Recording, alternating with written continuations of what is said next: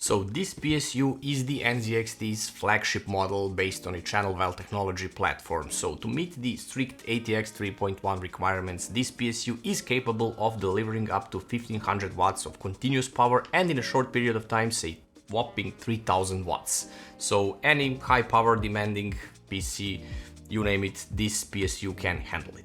Looking for affordable Windows or Office keys? Look no further, I got you covered. Head over to scdkey.com, pick your Windows edition, use my discount code LE25 to get a 25% on any Windows or Office products. Once you complete your order, after a few seconds you will receive your code. In Windows, go to Settings, there should be an Activate Windows prompt at the bottom. Click that, enter your code and wait for Windows to finish activation. To check the activation status, use the command prompt with the command slmgr.vbs/xpr and you should receive a notification that the machine is permanently activated. Once again, use code LE25 at scdkey.com. Just to be clear guys, this is not a review since I can't properly review a power supply since I don't have the equipment needed for that. But that isn't stopping me from showing you what you will be getting in this box and what this PSU features.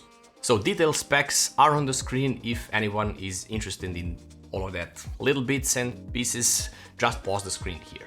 The PSU comes in a box which has a clean design with all info such as ATX 3.1 certification, cybernetics rating, warranty and the 80+ badge located on the bottom left corner. So you can see what this is all about. The PSU is very well protected with foam spacers and soft bag as well. Right next to it is this purple pouch for the vast amount of cables that it comes with. And this is also great assuming that you won't likely use all of them, so you can store it in this pouch, but just in case you have a lot of them for most demanding systems out there. Not only that, but it is also future-proof for RTX 50 cards as it comes with two 12 2x6 connectors, you know, the new 12 high power connector. C1500 features a fully modular cable design with compact form factor. It is only 150 by 85 mm by 180 mm deep, so to stay cool during operation, NZXT chose a 140 mm magnetic levitation bearing fan for long service life. Seriously, you are getting one 24-pin cable, two EPS cables, 6 GPU 8-pin cables, those 6+2 design, two high-power cables, the 2x6 design, the new ones, 3 SATA cables with 4 connectors on each cable, and one Molex cable with 4 connectors. All cables are around 65 cm in length, so routing them around the case is not a problem. The exterior design is very simple. You can see the fan grille, which has many perforations that don't restrict the airflow.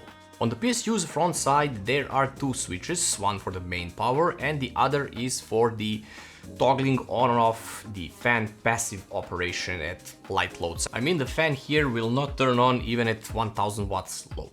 It also uses a different power connector since it needs to pull more power from your outlet. Around the back we can see the modular panel, which contains 16 sockets, including 2 native 12-volt 2x6. All cables are round painted black, of course, to be stealth, especially in a chassis with a dark interior.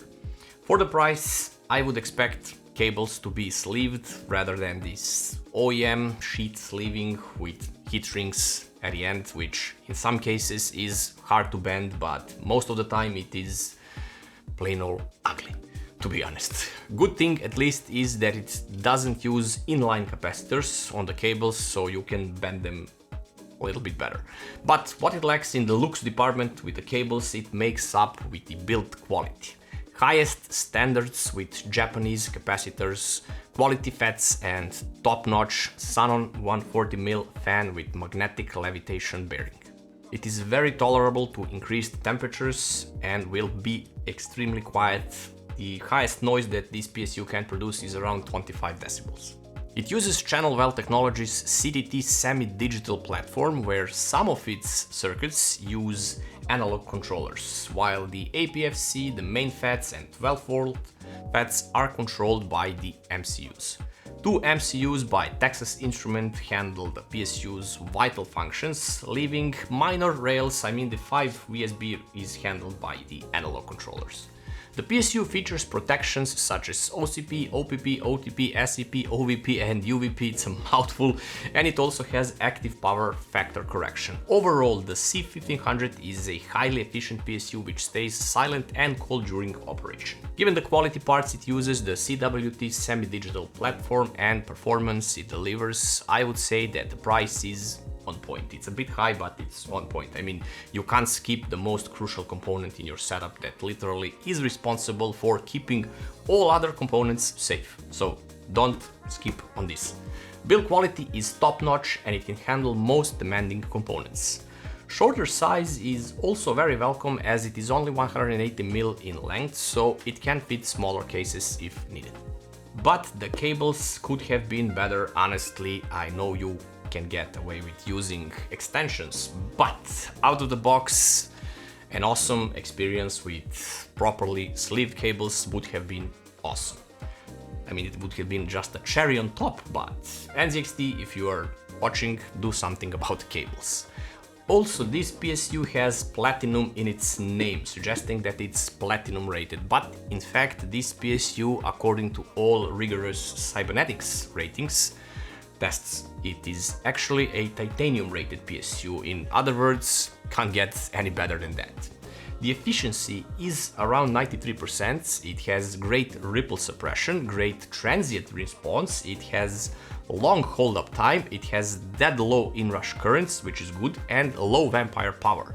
And it also has fan failure protection, which most PSUs are lacking. I mean, for the price, you are paying all of this and you are expected to have all of that, so NZXT delivered that. The 5V rail could have been slightly better, it just needs a minor tweaking and refining, and this is easily one of the best PSUs on the market right now. All in all, for future-proofing and for current high-end hardware, this is the PSU to get. So stay tuned for the next video, sub to the channel, like and share it, and I'll see you in the next one.